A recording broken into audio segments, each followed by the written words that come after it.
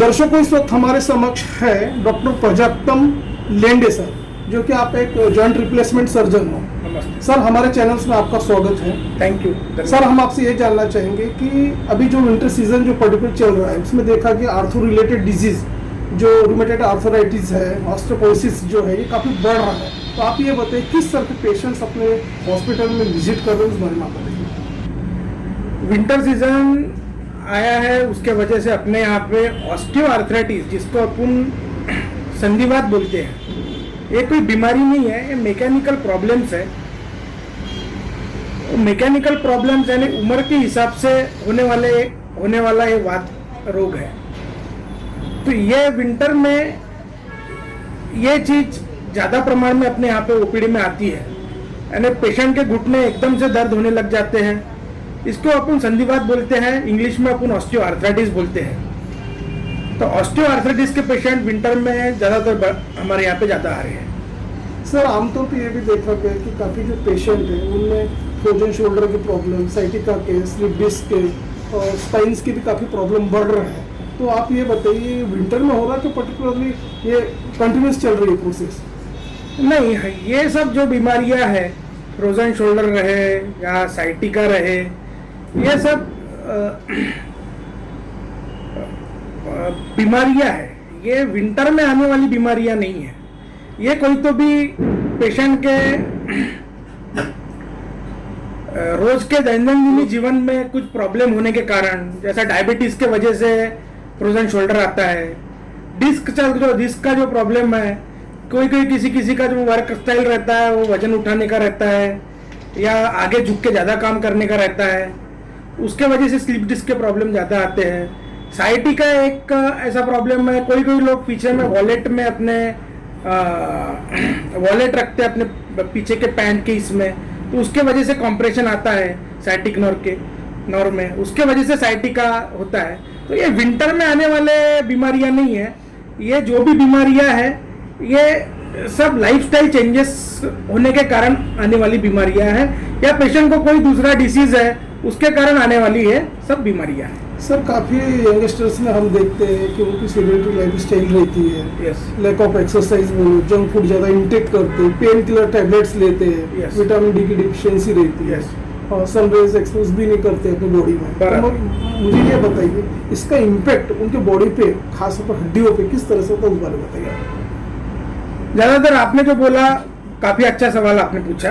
Steroid जब ज़्यादातर patient जो लेते हैं, गांव खेड़े में बहुत रैम्पेंट प्रैक्टिस चलती है, डॉक्टर्स लोग गांव में थोड़ा ज़्यादा स्टीरॉइड की मात्रा वगैरह पेशेंट को देते हैं, उसके कारण अवैस्कुलर नेक्रोसिस, जो इसको अपन एवीएन बोलते हैं, उसका प्रमाण हिप जॉइंट में खूब बढ़ गया है।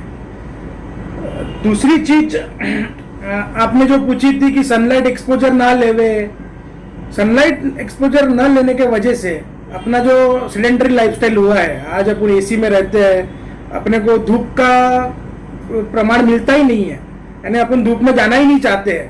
कार में एसी, घर में भी एसी, काम जहाँ पे करते वहाँ पे भी एसी, उसके वजह से हड्डियाँ का जो क्वालिटी रहता है वो काफ़ी पुअर हो रहा है। उसके वजह से पेशेंट की हड्डियाँ काफ़ी कमज़ोर हो रही है, और उसको अपन ऑस्टियोपोरोसिस बोलते हैं करके, ऑस्टियोपोरोसिस का प्रमाण काफ़ी प्रमाण में बढ़ रहा है। सर, ये भी देखा गया कि जब कोविड पीक पे था, तब पेशेंट्स को बचाने के लिए स्टेरॉइड इंटेक किया गया था लाइफ सेविंग ड्रग्स के रूप में। तो आज देख रहे हो उसका इम्पैक्ट यंगस्टर्स लोगों पे ऐसा हो रहा है कि इनको जॉइंट पेन्स काफ़ी बढ़ गए हैं, एविस्कुलर नेक्रोसिस जिसको बोलते हैं, हेड ऑफ फीमर की बीमारी भी बढ़ गई है। तो आप बताइए, जो फर्स्ट और सेकंड स्टेज में आते हैं, तो उसका किस तरह से डायग्नोसिस होता है, क्या उसकी प्रोसीजर से, उस बारे में बताइए। बेसिकली कोविड में जो स्टीरॉइड दिया गया है, उसके वजह से हिप जो जॉइंट रहते हैं अपने, जो कुल्ले रहते हैं, वो कुल्ले में काफ़ी उसका एडवर्स इफेक्ट हुआ है, यानी उसमें ज़्यादातर avascular necrosis of femoral head, avascular necrosis of hip joint, ये जो बीमारी है, ये कोविड होने के बाद में जो लोगों ने स्टीरॉइड का प्रमाण ज़्यादातर लिया है, उनको अवैस्कुलर नेक्रोसिस काफ़ी पेशेंट में पाया गया है। अभी उसको अपन मैनेज कैसा करते हैं, आपने जो पूछा है, स्टेज 1 को तो अपन कंजर्वेटिव ट्रीटमेंट करके मैनेज कर सकते हैं, पर स्टेज 2 और स्टेज 3 में अपने को उसका टोटल हिप रिप्लेसमेंट करके एक सर्जरी होती है जिसमें अपन तो हिप बॉल पूरा चेंज करते हैं, यानी रीसर्फेस करते हैं, तो वो करना काफ़ी ज़रूरी होता है। फर्स्ट स्टेज में अपन कंजर्वेटिव कर सकते हैं, यानी मेडिसिन से वगैरह उसको बचा सकते हैं, पर सेकंड और थर्ड स्टेज में अपने को उसका टोटल हिप रिप्लेसमेंट सर्जरी करके ऑपरेशन करना ही पड़ता है। तो जिन्हें सिकल सेल है तो Yes. उसका इम्पैक्ट किस तरह से गिरता है उसको नेक्रोसिस में? सिकल सेल के पेशेंट को भी काफ़ी पेशेंट्स को avascular necrosis of hip joint होता है, एवीएन होता है। उसको भी वही है कि ब्लड की मात्रा को संभालते हुए, यानी ब्लड की मात्रा को एडिक्वेट रखते हुए, कंप्लीट रखते हुए, वो भी पेशेंट को मैं टोटल हिप रिप्लेसमेंट के बारे में सजेस्ट करता हूँ और हम करते भी है यहाँ पे। हम ये भी जानना चाहते हैं कि हिप प्रिजर्वेशन सर्जरी के थ्रू अपन ये इसको हिप को बचा सकते हैं क्या, या हिप सेगमेंट सर्जरी के थ्रू बचा सकते हैं? हिप प्रिजर्वेशन सर्जरी, सपोज आपने जो बोला कि स्टेज 1 सपोज होता है पेशेंट को, एवीएन का स्टेज 1 है, तो स्टेज 1 में अपन और डिकम्प्रेशन करके एक सर्जरी आती है जिसमें अपन ड्रिल्स करते हैं हिप जॉइंट में, ताकि उनका ब्लड सप्लाई है जो हिप जॉइंट का वो और अच्छा बना रहे, उसके लिए और अच्छे से होए करके अपन सर्जरी कभी कभी पेशेंट्स को बताते हैं, जो जहाँ पे हिप एकदम ज़्यादा खराब नहीं है, जहाँ पे स्टेज 2 नहीं है, स्टेज 3 नहीं है, तो स्टेज 1 में अपन hip preservation surgery core decompression करके अपन हिप को प्रिजर्व कर सकते हैं। शहर विदर्भ और इंटरस्टेट के दर्शक डॉक्टर प्रजक्तम लिंडे सर आपको लाइव देख रहे हैं, इवन आपका एड्रेस भी हमारे स्क्रीन पर फ्लैश हो रहा है। बिल्कुल, थैंक यू। उसका नंबर और एड्रेस देख के बहुत से लोग आपको डायरेक्ट ऑनलाइन कॉल भी कर सकते हैं, वीडियो कॉलिंग भी कर सकते हैं और Yes. इवन विजिट भी कर सकते हैं हॉस्पिटल में। Yes, sir. तो लिंडे सर, चलते चलते हमारे दर्शकों को आप ये भी बताइए किस तरह के एक लाइफस्टाइल होना चाहिए ताकि ये आर्थो रिलेटेड डिजीज को कंट्रोल कर पाए। ऑर्थो रिलेटेड डिसीज को कंट्रोल करने के लिए अपना लाइफस्टाइल, सबसे पहले एटलीस्ट 1 घंटा वॉक करना चाहिए पेशेंट ने। दूसरी भी बात, सनलाइट एक्सपोजर एडेक्वेटली लेना चाहिए, एटलीस्ट हाफ एन आवर, तो भी आधा घंटा 1 घंटा आप कुर्सी पे बैठे और सनलाइट की मात्रा लीजिए। और आपके खाने में ज़्यादा तेल वाली चीज़ें मत रखिए, मसाले वाली चीज़ें मत रखिए। प्रोटीन डाइट आप ले सकते हो, पर तेल और मसाले का प्रमाण काफ़ी कम रखना है खाने में। और दूध वगैरह आप ले सकते हो, सपोज आप वेजिटेरियन हो तो आप दूध वगैरह पी सकते हो, पनीर खा सकते हो, दूध की बनाई हुई कोई भी चीज़ आप ज़्यादा सेवन कर सकते हो। और नॉनवेज खा रहे हो तो आप चिकन, अंडे, मटन, ये सब चीज़ें खा सकते हो। उसकी वजह से आपकी हड्डियाँ अच्छी मजबूत रहेगी। और 1 घंटा जो वॉक मैंने बोला है वो रखना ही है, और थोड़ा सा योगा भी करना चाहिए, प्राणायाम वगैरह आपने करना चाहिए, थोड़ा ध्यान करना चाहिए, 1 आधी घंटा, जिसको मेडिटेशन अपन बोलते हैं, वो भी करना चाहिए। दूर दराज के दर्शक आपको, डॉक्टर लिंडे सर आपको लाइव देख रहे हैं, Yes. तो हमारे दर्शकों को आप ये भी बताइए कि जब आपके हॉस्पिटल में पेशेंट देख के विजिट करते हैं तो आप ये बताइए किस तरह के मॉडर्न फैसिलिटीज है, state of the art facilities available उस बारे में बताइए। किस तरह के फैसिलिटीज अवेलेबल अपने हॉस्पिटल में उस बारे में बताइए। मैं बेसिकली जॉइंट रिप्लेसमेंट सर्जन हूँ, तो मेरे यहाँ पे ज़्यादातर जॉइंट रिप्लेसमेंट का काफ़ी काम होता है।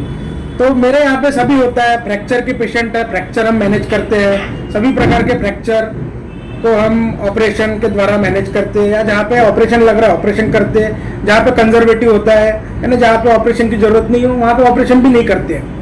दूसरी चीज़, हमारे यहाँ पे स्पाइन के ऑपरेशन होते हैं, जो रीढ़ की हड्डियाँ होती है उसके भी ऑपरेशन होते हैं। तीसरी चीज़, हमारे यहाँ पे सांधा प्रत्यारोपण तो मैंने बोला ही, नी रिप्लेसमेंट काफ़ी मात्रा में होता है, और कुल्ला प्रत्यारोपण जो जहाँ पे अपन हिप रिप्लेसमेंट बोलते हैं एवीएन के पेशेंट्स को, वो भी हमारे यहाँ पे ज़्यादातर होता है। चौथी चीज़, पेडियाट्रिक ऑर्थोपेडिक डिफॉर्मिटी जो रहती है, यानी छोटे बच्चों के हड्डियों में जो टेढ़ापन रहता है, उसका भी इलाज हमारे यहाँ पे होता है।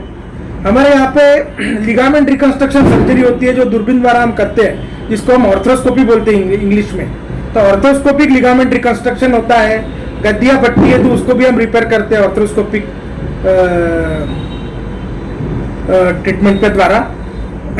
और हड्डी के रिलेटेड जो भी सब चीज़ें हैं हमारे यहाँ पे होती है, चाहे वो छोटे बीमारी से लेके बड़ी बीमारी तक। अस्थि के जो कैंसर है, अस्थि के यानी हड्डियों के जो कैंसर्स है, हड्डियों के जो इन्फेक्शन है, हम सभी प्रकार की हड्डियों की बीमारियां यहाँ पे ट्रीट करते हैं। डॉक्टर प्रजाप्तम, जैसे कि हम जानते हैं कि आपका जो हॉस्पिटल है काफ़ी चर्चित है, काफ़ी पेशेंट्स यहाँ रिकवर होके गए। Yes, जैसे कि पेशेंट ने आपको सुना, आपने परामर्श दिया उनको, यस यस और हर तरह की फैसिलिटीज अपने हॉस्पिटल में उपलब्ध है। Yes, sir. वे यहाँ आके विजिट कर सकते हैं और ट्रीटमेंट का बेनिफिट उठा सकते हैं। यस सर, तो आपने हमारे चैनल से चर्चा की उस बारे में, धन्यवाद सर। Thank you.